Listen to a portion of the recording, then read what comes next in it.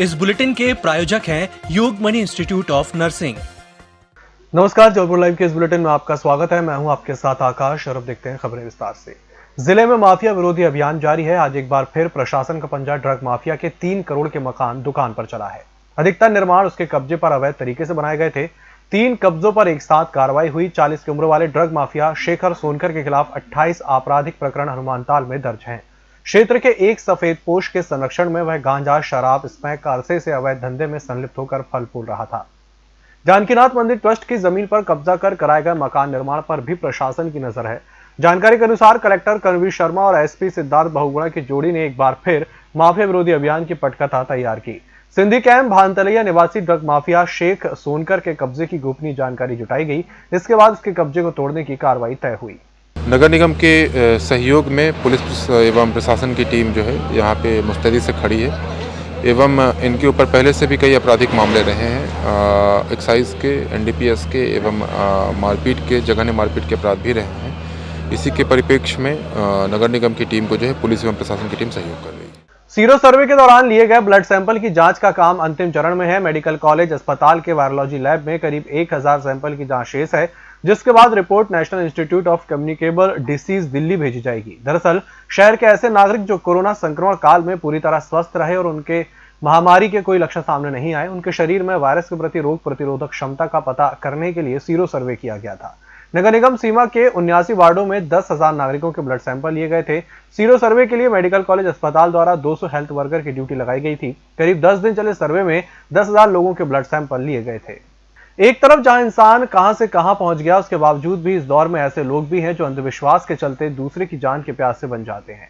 ऐसा ही मामला कुंडम थाना अंतर्गत धनवाई में प्रकाश में आया है, जहां मुन्नालाल रजक के घर के पास ही सीताराम रजक और उसके साथ भाई रहते थे। वहीं सीताराम की बहू को सांप ने काट लिया था, जिसको लेकर सीताराम रजक और उसके भाइयों ने मिलकर अंधविश्वास के चलते तंत्र मंत्र करने का आरोप लगाते हुए उसके और उसके परिवार के साथ मारपीट की, जहां अपनी रक्षा के लिए बीच बचाव किया गया। ये हमको अंधविश्वास के खातिर ये मारा गया। हमको किन्ने मारा?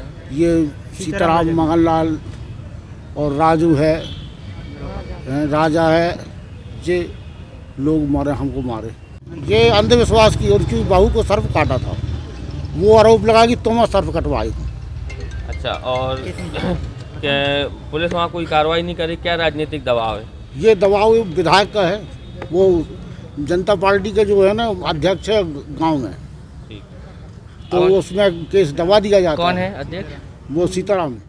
बिजली के दामों में लगातार इजाफा हो रहा है। अब फ्यूल कॉस्ट एडजस्टमेंट के जरिए दाम बढ़ाने की तैयारी है। जनवरी से संभव है कि प्रति यूनिट पर 1 पैसा अतिरिक्त FCA दे हो। Madhya Pradesh power management company ने 13 पैसे प्रति यूनिट पर FCA लागू करने का प्रस्ताव मध्य प्रदेश विद्युत नियामक आयोग को भेजा है। यदि मंजूरी मिली तो 100 यूनिट मासिक खपत पर 1 रुपए बढ़कर मिलेंगे। वहीं जनवरी के बिल में बिजली के बढ़े हुए दाम बढ़ने पर भारी पड़ सकते हैं। Madhya Pradesh power management company ने इस संबंध में पिछले दिनों प्रस्ताव मध्य प्रदेश विद्युत नियामक आयोग के पास भेजा हुआ है। इसी के साथ बुलेटिन वक्त चला छोटे से ब्रेक का, जल्द हाजिर होंगे। Yogmani institute of nursing, Jamdar hospital, Jabalpur. Nursing के क्षेत्र में करियर बनाने का सुनहरा अवसर।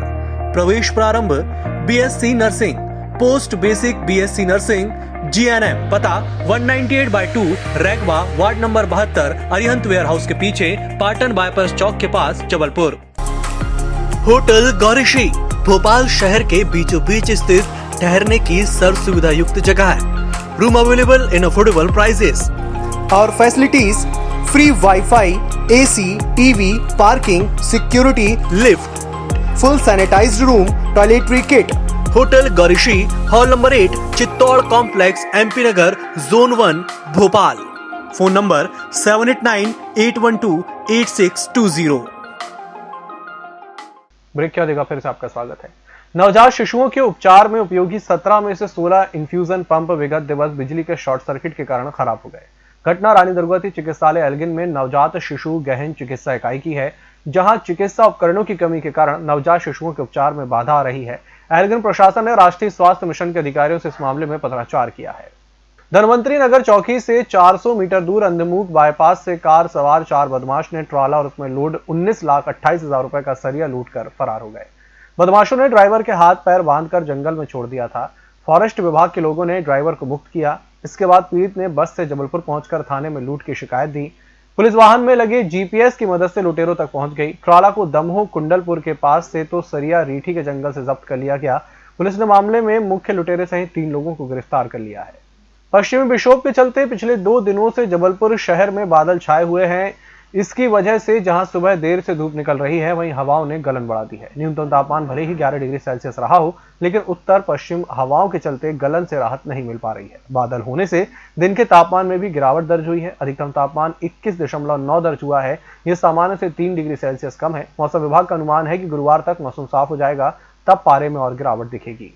जिले में एक ऐसा धान खरीदी केंद्र मिला है जिसकी अनुमति ही नहीं दी गई थी। यही नहीं, इस केंद्र पर किसानों से 26,000 क्विंटल धान भी खरीद ली गई। किसानों को अब तक एक फूटी कौड़ी नहीं मिली। हैरानी की बात यह है कि किसानों को SMS Om Sai warehouse का भेजा गया, पर वे उपज लेकर इस अवैध केंद्र पहुंचते रहे। यहां सादे कागज पर किसानों की उपज खरीदी का खेल चल रहा था। प्रशासनिक अधिकारियों ने पाटन तहसील अंतर्गत सिमरा गांव में संचालित गणपति वेयर हाउस पहुंचे, तब इस अवैध धान खरीदी केंद्र का खुलासा हुआ, जब उसके संचालक के खिलाफ पाटन तहसील में एफआईआर दर्ज कराने के निर्देश दिए गए हैं। मध्य प्रदेश हाईकोर्ट ने जिला कनिष्ठ आपूर्ति अधिकारी का महज 1 साल के भीतर 6वीं बार स्थानांतरण अनुचित पाया है। इसी के साथ स्थानांतरण पर रोक लगा दी है। न्यायमूर्ति नंदिता दुबे की एकल पीठ के समक्ष मामले की सुनवाई हुई।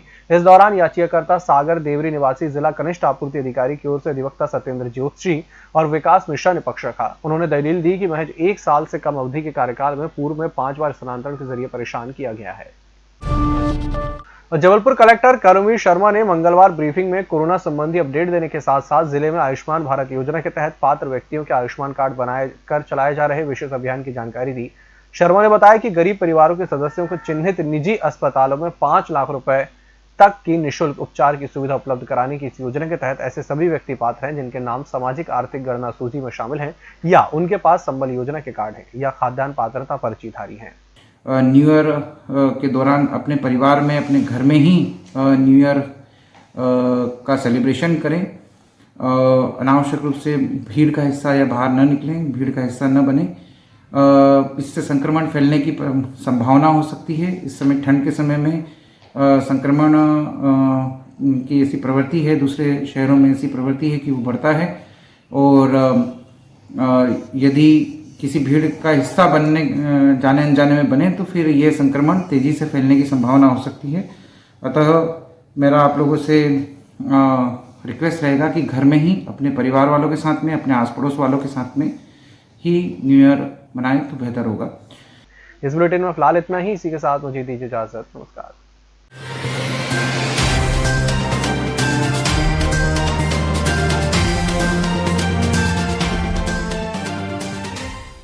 निष्पक्ष, निर्भीक और विश्वसनीय खबरें देखें सिर्फ ईएमएस टीवी पर। डाउनलोड करें ईएमएस न्यूज ऐप। सत्ता के गलियारों से गांव की गलियों तक देखिए हर खबर अपने मोबाइल पर। डाउनलोड कीजिए ईएमएस न्यूज ऐप।